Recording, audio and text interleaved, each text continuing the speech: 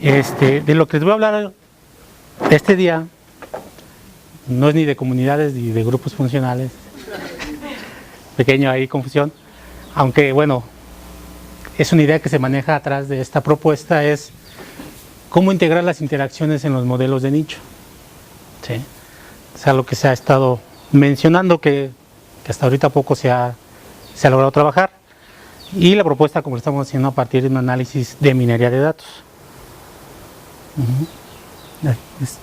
Ok. Algo que se mencionó al principio es que algo que han explicado es que las diferentes variables que conforman el nicho de una especie tienen diferentes influencias dependiendo de la escala, ¿no? De hecho, se mencionaba que a escalas regionales o estas macro, como las hemos estado trabajando, realmente las interacciones podrían estarse diluyendo, ¿sí? O no tener un efecto muy fuerte para los modelos de distribución. Si esto es así, entonces, ¿para qué queremos medir interacciones? ¿Para qué integrarían interacciones a un modelo de nicho si estamos viendo que con el ambiente estamos rescatando distribuciones de las especies? ¿Qué nos aportaría integrar este tipo de análisis? ¿Qué se les ocurre? ¿Qué me pueden decir?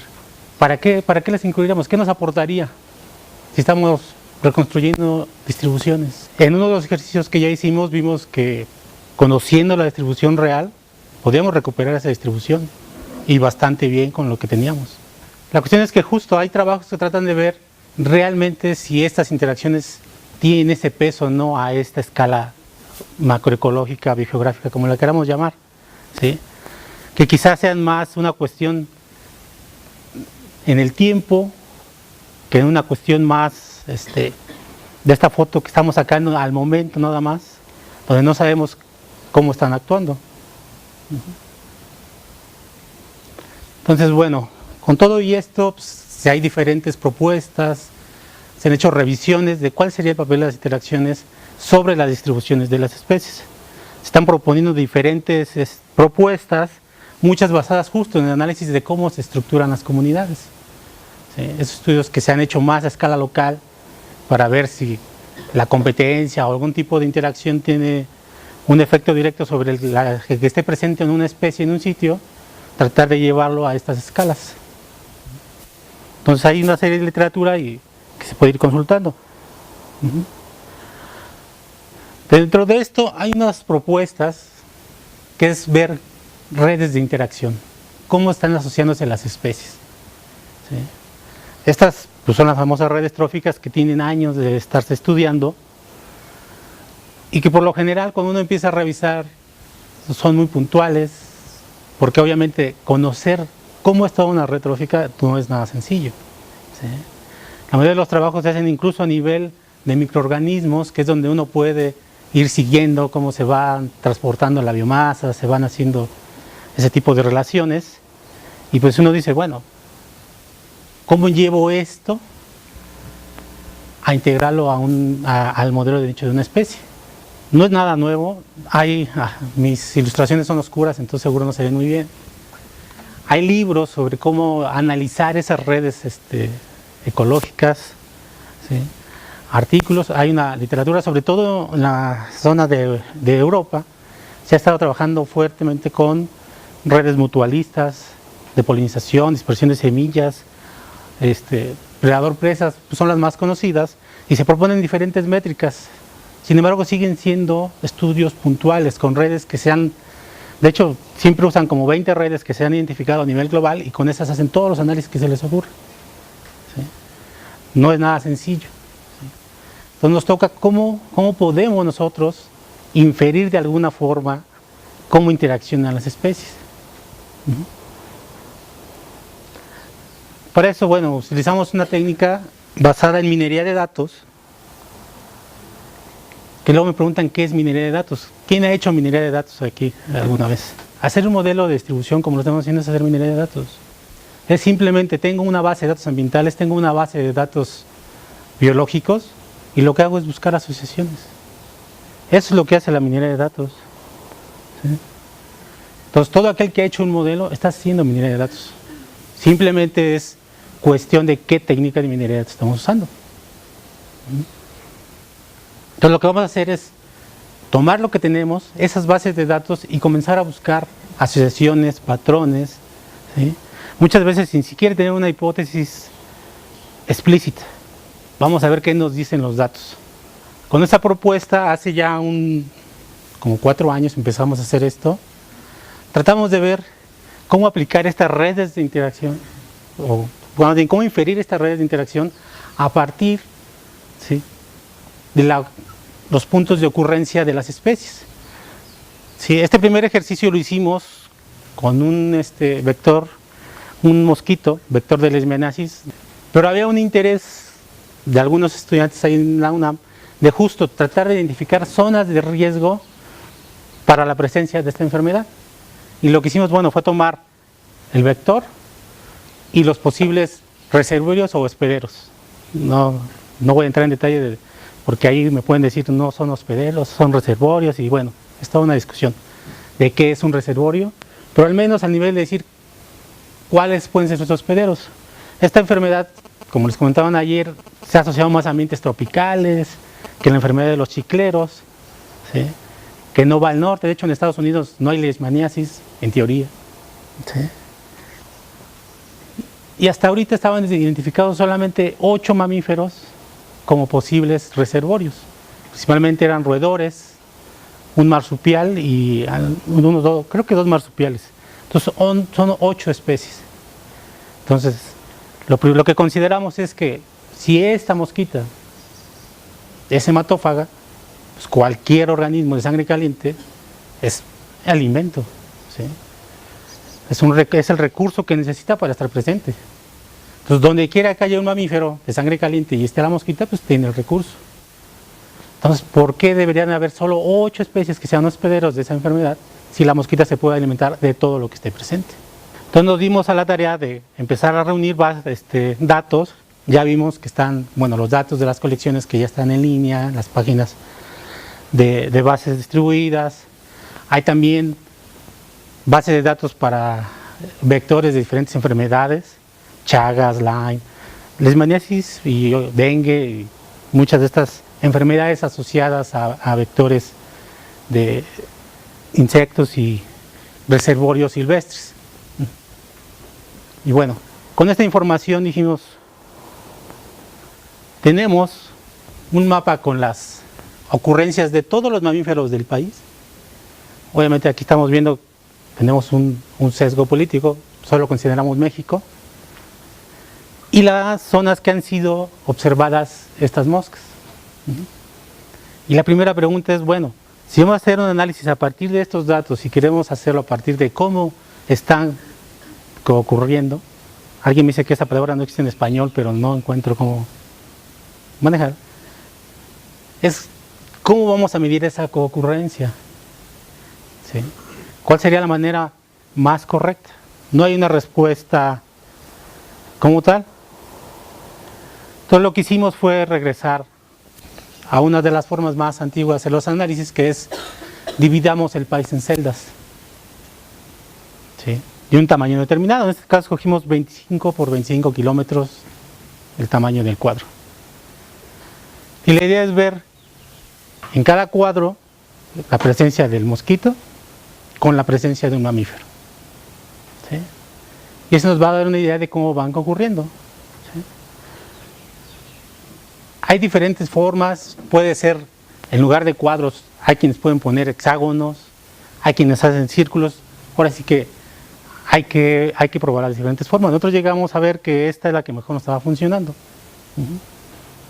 Y lo que hacemos es, una vez que estamos viendo los cuadros en los que está presente las diferentes vectores y los mamíferos, calculamos una medida.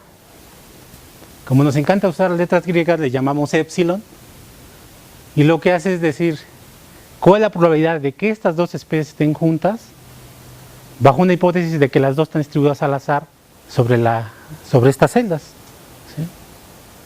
Entonces, bajo ese simple supuesto podemos determinar qué tan significativa es esa asociación dadas las veces que vamos encontrándonos sobre las celdas, considerando la desviación estándar de esa probabilidad. ¿Sí? Esta medida la generó un físico con el que he estado trabajando, ahí en la UNAM, él está en ciencias nucleares.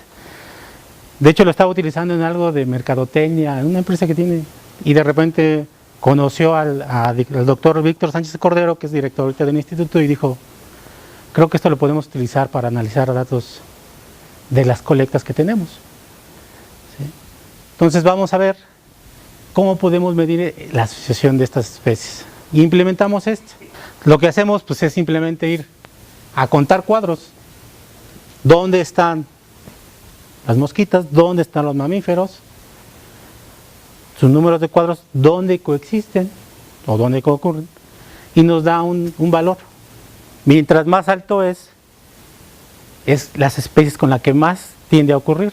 Que si tú dices, si yo encuentro este mamífero, la mosquita debe de estar donde está él.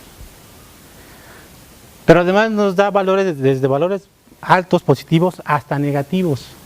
Esos negativos se pueden interpretar como de no estoy donde está esa especie. ¿Sí? Esa especie no es importante para la presencia del vector. Entonces tenemos todo ese rango desde positivos a negativos, obviamente con una parte donde quizá esa asociación sea aleatoria.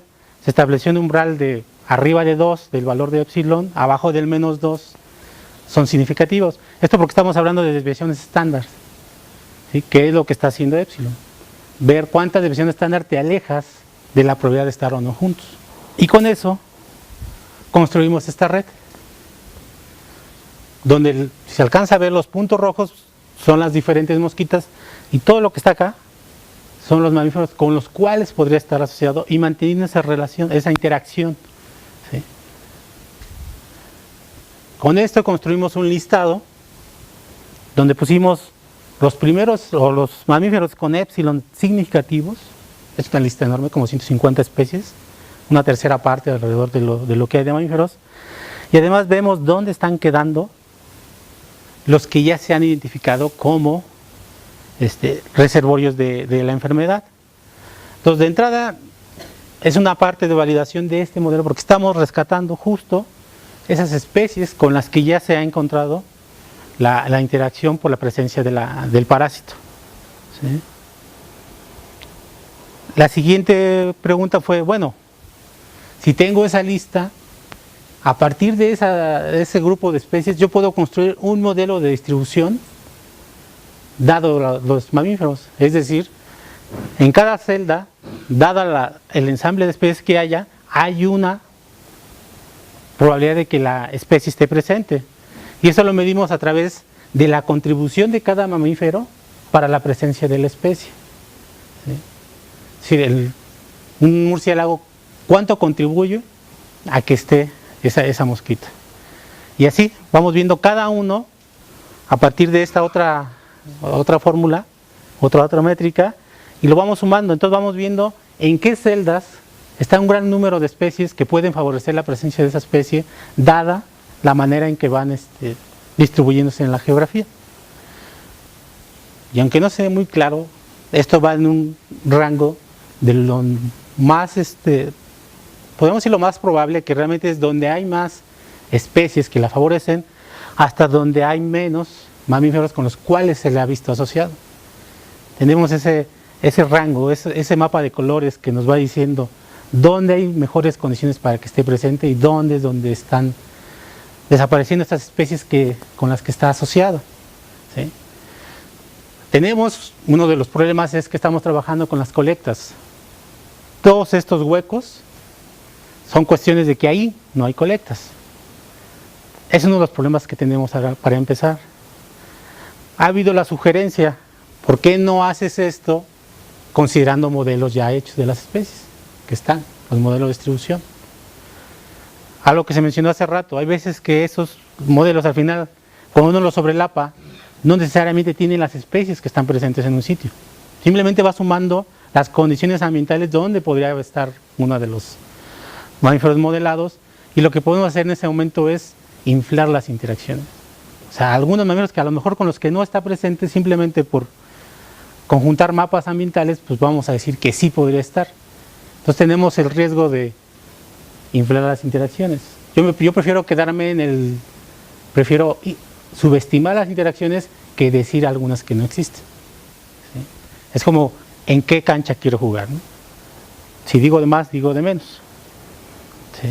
Entonces, con eso generamos este mapa y nos quedan esos huecos. A muchos no les gusta, no se ve ese contorno determinado por los mapas de distribución, pero nos brinda bastante información. Un segundo paso que hicimos fue, si tenemos esta posible distribución de la especie, podemos ir agrupando el país en diferentes grupos de celdas, dado ese score, el score que calculamos. ¿Sí? Decidimos dividirlo en 10 partes. Dividamos a México en 10, esas celdas, y veamos las zonas de mayor contribución para que pudiera estar presente la especie. Mis colores son oscuros, a ver si se ven. La barra indica en esta zona, que es el decil con el mayor score, es donde uno esperaría que ahí estuviera el paraíso para las mosquitas. Están los mamíferos de los que más me gusta alimentarme. Y lo que hicimos fue dejar un grupo de datos aparte y ver cómo se iba distribuyendo la presencia de esos datos dentro de los diferentes deciles. Entonces estamos viendo que justo aquí es donde tenemos el mayor número de registros que dejamos de manera independiente. ¿Sí? Y estos van disminuyendo conforme las condiciones, en este caso, van desapareciendo. Entonces lo que estamos viendo es, aquí tengo bastantes mamíferos de los cuales me gusta alimentarme y voy perdiendo ese recurso hasta volverse negativo. De entrada esto nos da un panorama de que casi en cualquier parte del país puede haber. ¿Sí? Porque solamente hay un lugar donde ya no hay las condiciones para que esté presente. Y si uno lleva esto a salud pública, pues le van a decir, pues todo el país está en cuarentena. ¿Sí? Donde quiera puede estar esta especie. Y bueno, lo que hicimos también es, este trabajo lo que inspiró fue evaluar el modelo que generamos.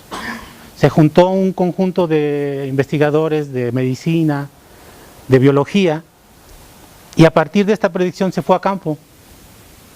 Vamos a ver si realmente hay más reservorios, bueno, hospederos en este caso, y hasta el momento hemos llenado esta tablita en este sentido. Hemos encontrado como 20 especies nuevas que no estaban registradas como hospederos para la enfermedad. ¿Sí?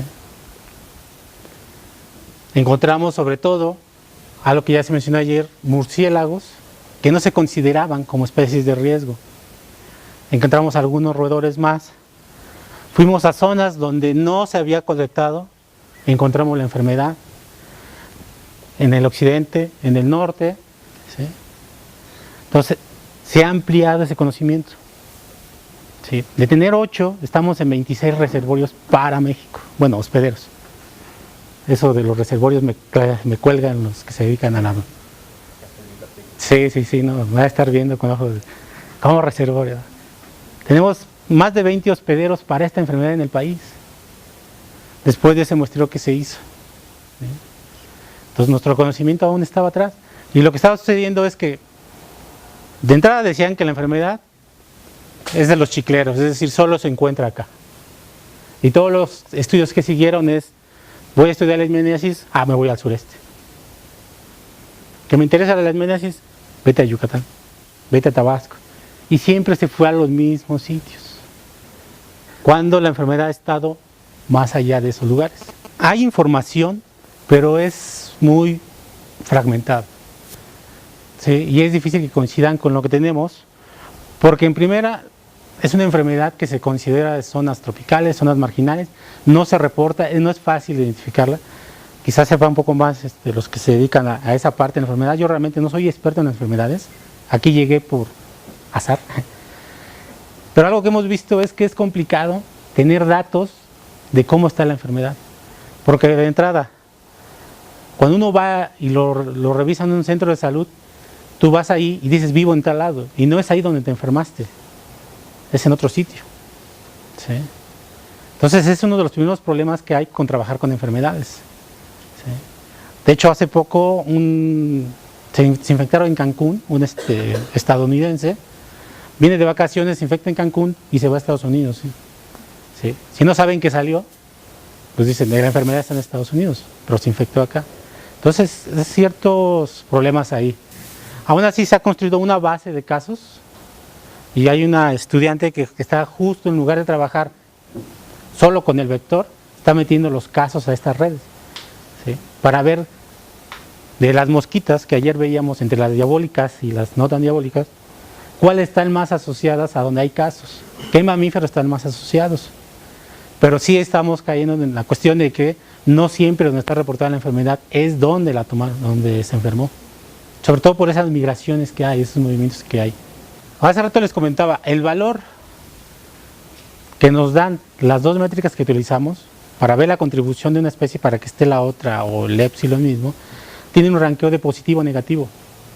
Porque te dice, con todas las que hemos visto que se encuentra, no con todas está de manera positiva. Hay algunas con las que solamente en alguna parte de su distribución se ha observado. Esos son los valores negativos, como que no tiende a estar con esas especies. ¿Sí? Por eso es que cuando nosotros hacemos esto podemos identificar valores donde ya no hay mamíferos con los que la mosquita se ve de manera constante. No, todos esos son mamíferos silvestres. Geográficamente estamos viendo que esos valores negativos están acá.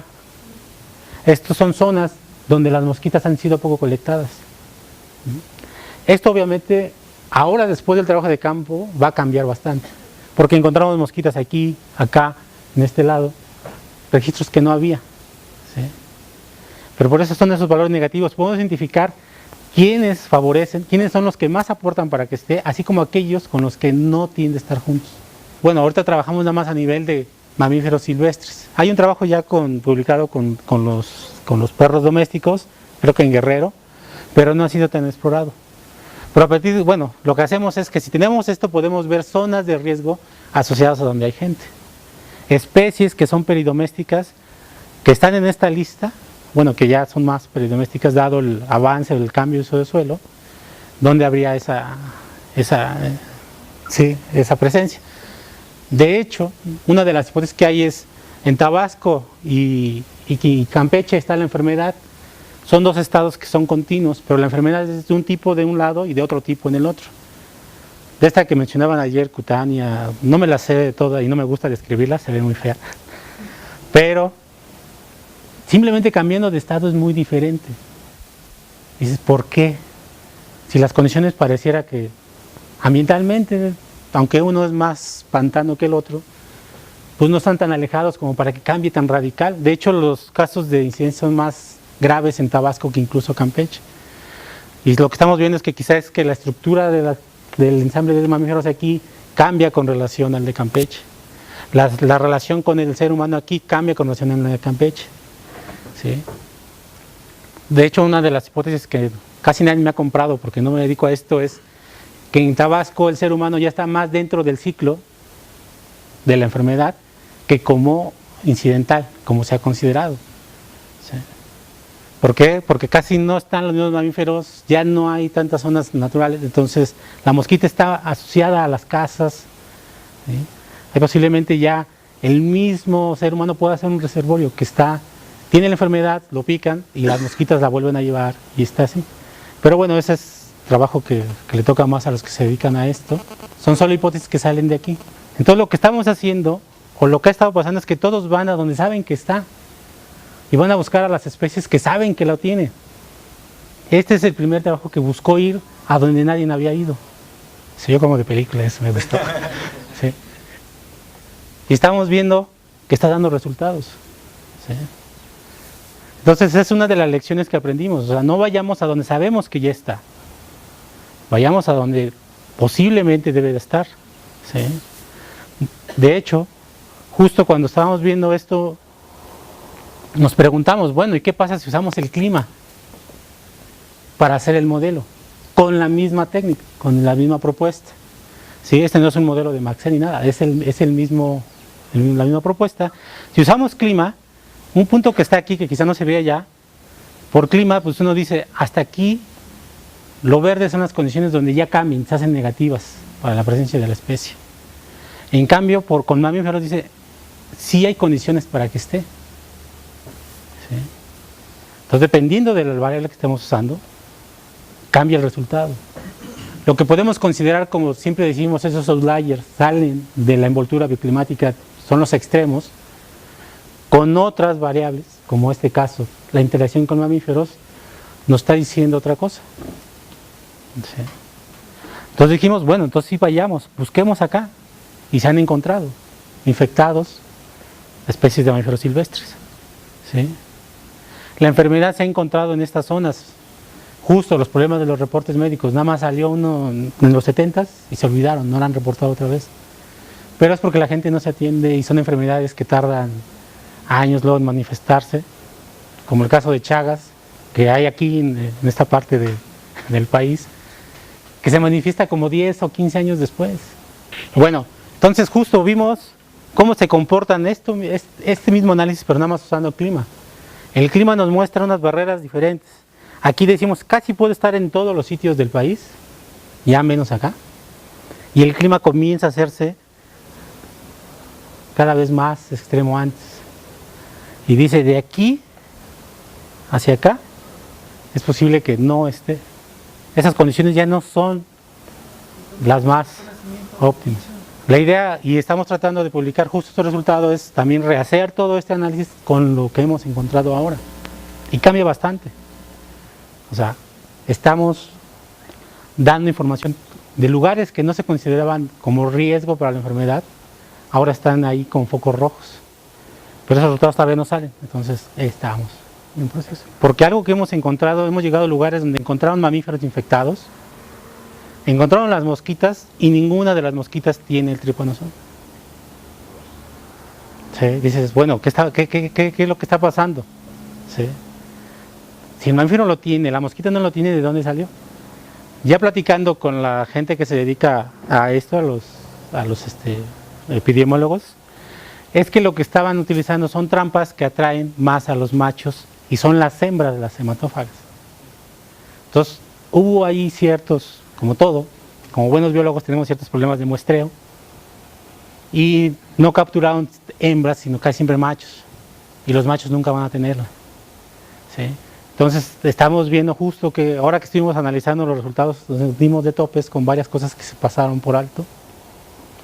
De entrada, la mayoría de los muestreos se fue a hacer al sureste, cuando tenía que haber sido un poquito más distribuido.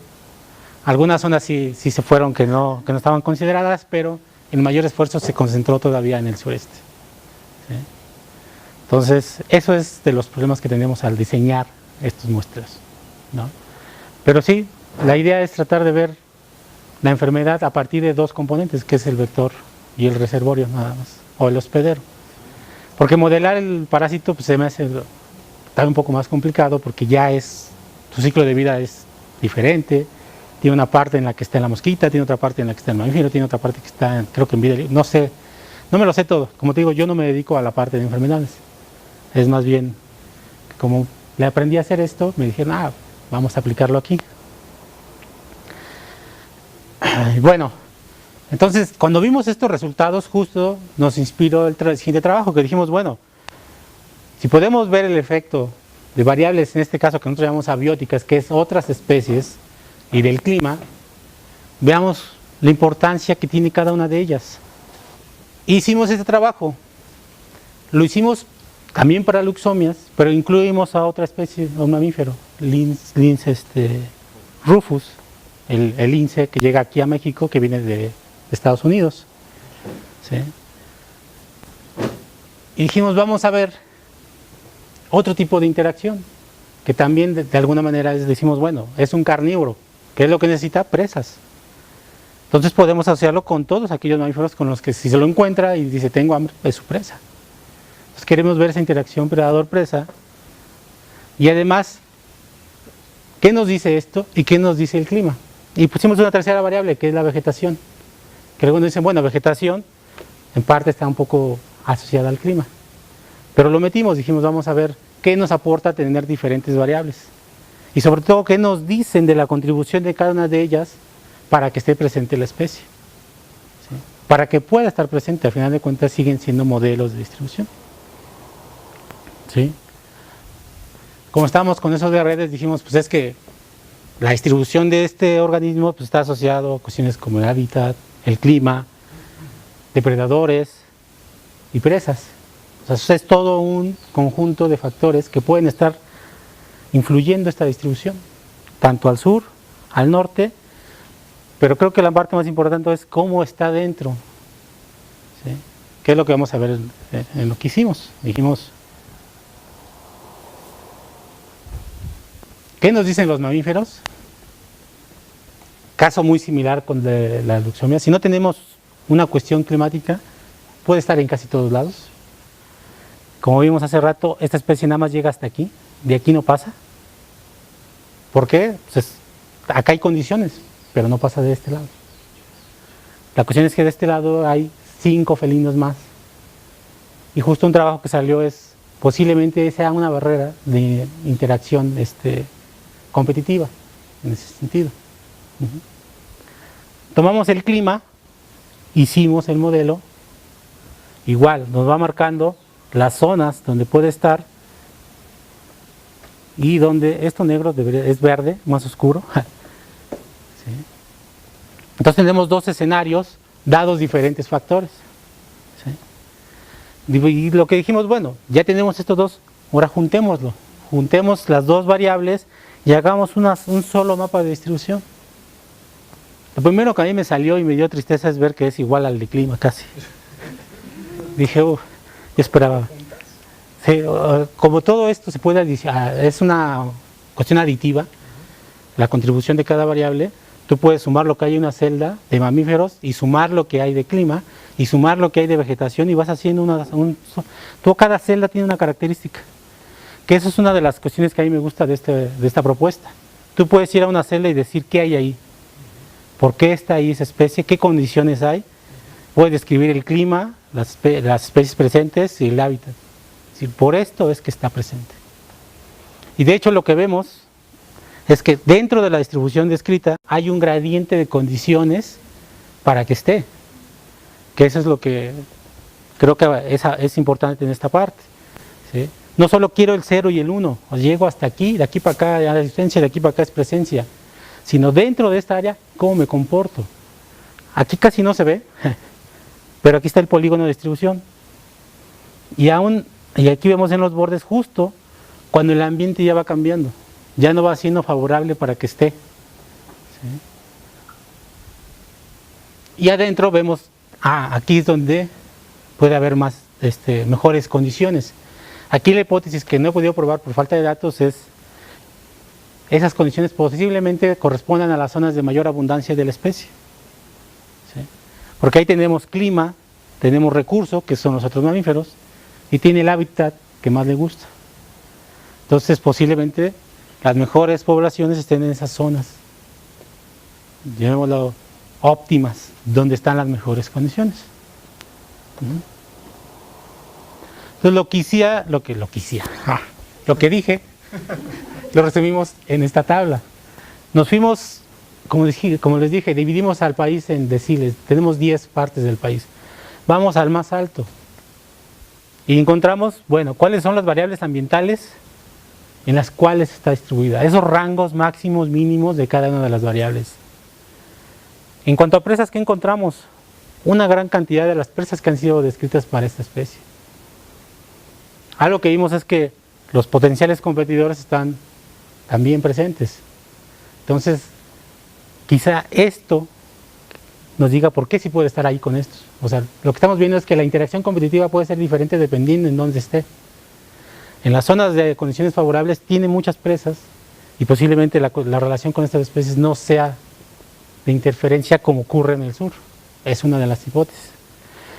Metimos vegetación, como dijimos, no es que pareciera que no aporta más, se parece al clima, pero nos va diciendo tipos de vegetación en los cuales es más probable observar a la especie. Nos vamos a las zonas donde dices, bueno, allá ya no hay condiciones para que esté. tiene características ambientales también. Vemos que las presas se disminuyen. Esto, si lo graficamos, vamos viendo una relación negativa de cómo van disminuyendo las presas a través de los deciles que creamos. Siguen estando los competidores, pero justo aquí ya el recurso es limitado con relación a sus presas de esta especie. Entonces, donde se sobrelapen con esto, con estas otras, pues obviamente ya la coexistencia es más difícil. Y también tenemos justo el hábitat donde es más difícil que esté, donde no le gusta estar tanto, ¿sí? Acá tenemos, por ejemplo, matorrales, acá están las selvas altas perennifolias, y dices, bueno, quizá ahí ya no sea la mejor área como para esta especie pueda estar cazando. O sea, son diferentes hipótesis que se pueden generar. Y con la misma idea dijimos, bueno, dejemos puntos para validar nuestros modelos. Y en estas gráficas lo que vemos, bueno, ¿qué pasa si no más uso clima? ¿Qué pasa si uso solo a los mamíferos o solo uso a la vegetación? ¿Y qué pasa cuando los junto a todos? Lo que estamos viendo, que es el resultado principal, es que esta barra estoy prediciendo más localidades de presencia. Aquí también, aquí está con el Luxomia, la mosquita. No presenté los mapas, pero el resultado, bueno, es similar. Es que cuando tengo todas estas variables, va siendo mejor la respuesta, ¿sí?, de donde están las zonas, la combinación de todas estas variables. ¿Sí? Es decir, aquí tenemos una combinación de variables que son favorables, o lo que nosotros hemos llamado las condiciones óptimas para que esté presente. ¿Sí? Entonces, el desempeño va mejorando conforme vamos adicionando variables. Sí, me captan. Digo, quizá no estén de acuerdo, pero me entienden. ¿Sí? Y el resultado fue igual para la Luxomia. O sea, donde hacemos la combinación de todas las variables, el desempeño es siempre mejor que cuando las vemos de manera independiente. ¿Sí? Entonces, lecciones de esto es, si puedo incluir un gran número de variables, puedo mejorar esto y además puedo decir cuáles son las variables más relevantes para esta especie y cuáles son las que menos le favorecen. ¿Sí? Podemos ir explicando. Nos salimos de la caja negra y podemos decir, esto está ocurriendo. ¿Sí? Entonces podemos dar el salto de, en lugar de solo presentar un mapa binario, presentar un mapa con rangos de condiciones tanto buenas como un rango de las condiciones más inadecuadas, cómo va cambiando. ¿Y dónde es la frontera entre ellos? ¿Qué es lo que cambia ahí? ¿Qué en ese momento dice esto ya no está y esa especie ya no está en la siguiente celda?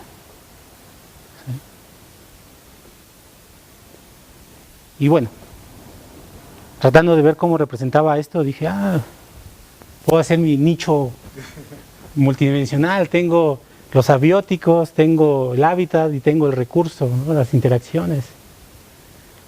Y no le vi forma de elipsoide, solamente vi que por lo general, cuando estamos asociándolo con mamíferos, esos valores van creciendo, esos van haciendo que sea un mejor lugar para estar presente. ¿Sí? Es mi espacio ambiental. Ese todavía no lo saco, algún día lo tengo que... Porque además estamos viendo que hay rangos dentro de todo el nicho. Hay picos en diferentes zonas. Estaría interesante es ver si solo lo abiótico tiene una forma parecida a la que pensamos que podría ser.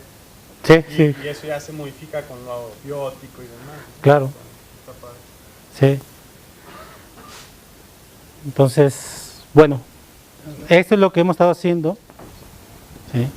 La idea pues fue implementar y seguir trabajando con diferentes interacciones.